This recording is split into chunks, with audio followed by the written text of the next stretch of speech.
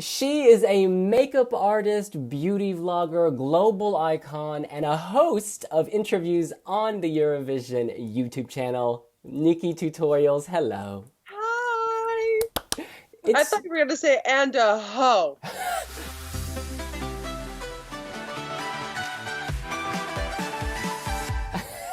I was so self-conscious because I was up all night, I didn't sleep, and I was like, she's gonna judge me. She's gonna see that I need No. to glow up. Oh, no, honey, no. Trust. No, you're good. What's the word? Empower people every day, giving them tools to kind of feel better about themselves.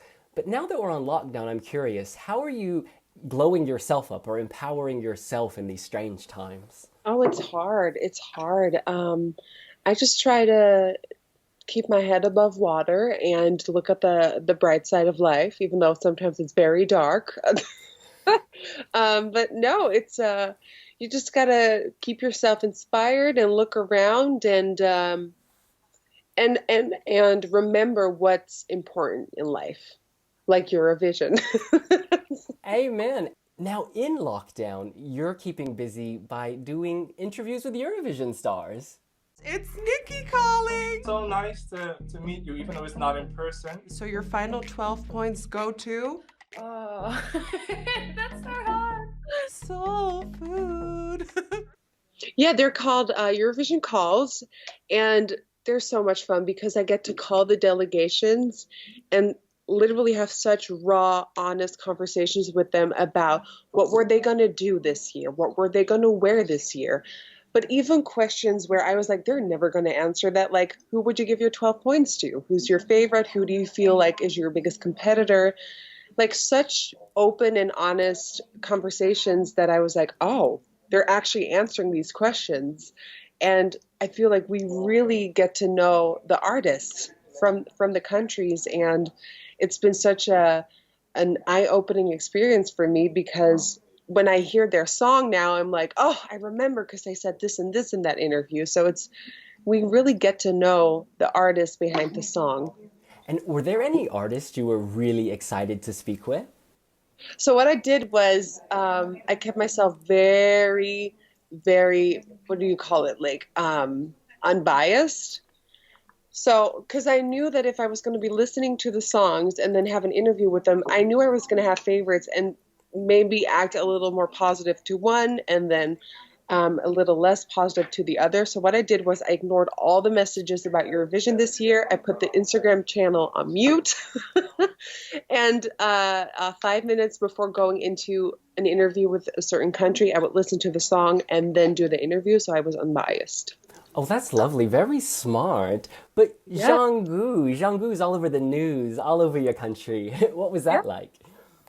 Well, of course I knew his song because it was hard to get away from that. But I mean, of course unbiased, but I'm really happy and proud that he's representing our country this year. Yeah, I really love the theme open up, hashtag open up. Yeah. And Jeangu, he seems just he embodies it. It's so Yeah. beautiful. The dark horse of the competition, they say, but you didn't get that from me.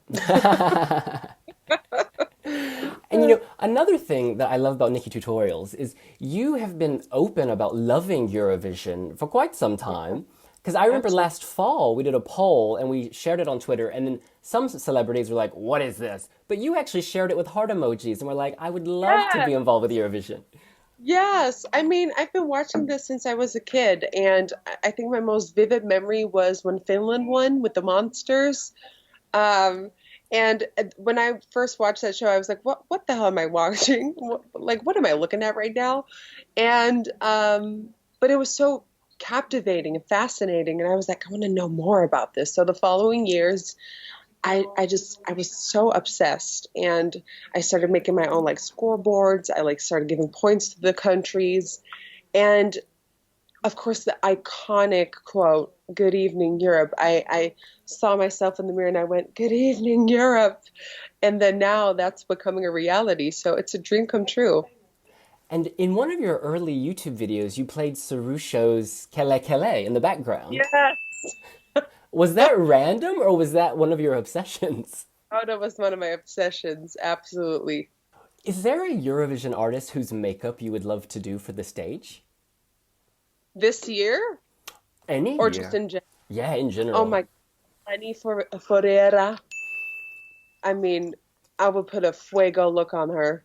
I would any day love her. What I love, or what I'm interested in rather, is your inspiration when you do makeup. Do you ever take Eurovision songs or music more generally and use that to kind of, I don't know, create? I mean, sometimes it's emotions. Yeah, absolutely. Usually it depends what mood I'm in. So if I'm feeling Sweden, there ain't no mountain, I'm like eyeliner. To Iceland, I'm like something colorful, something with the color of the sweater. So it's literally anything and everything. And if I'm not mistaken, you were in Lisbon for the Eurovision Song Contest.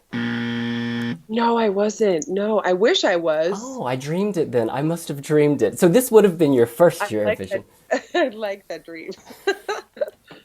But you interviewed Yeleni on Skype is why. Yeah. Yeah. Okay. Yeah.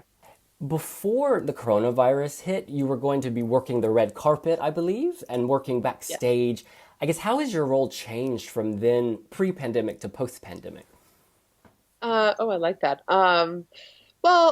Beforehand, I would have had my tiny house in Ahoy, and the delegations would come visit me, and I would talk to them, get to know them, so we really got to know the people behind the act.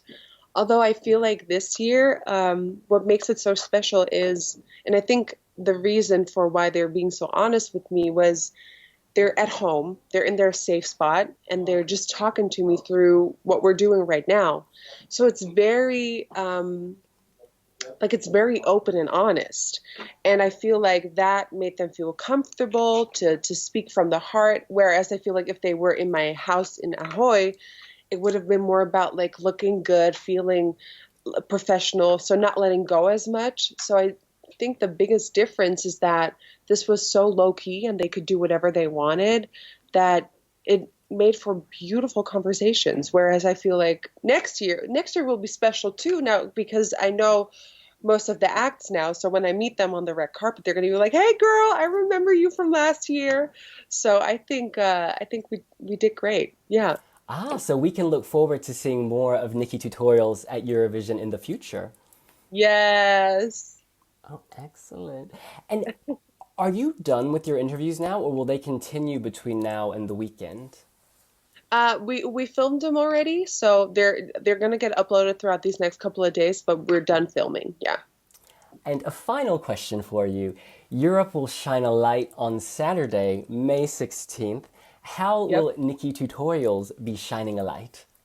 Oh, well, you'll definitely see me be shining because, oh my God, when you see the dress I'm wearing, oh God, oh my God. So I'm going to make a few appearances throughout the night to give you some online updates. So we're looking at highlights from Eurovisioncalls. We're looking at highlights from what the people are saying at home. We're looking at tweets. We're looking at messages. We're getting special surprises. So you're going to be seeing me throughout the night. It is so exciting. You know, the Golden Televisor Awards, we saw you presenting an award looking so confident. Does this... Oh, you did your research. Oh, honey, yes, we've been following you for months. Does this feel... I don't know. It's a big audience is what I'm trying to say this weekend. Does this feel different from the Golden Televisor Awards to you?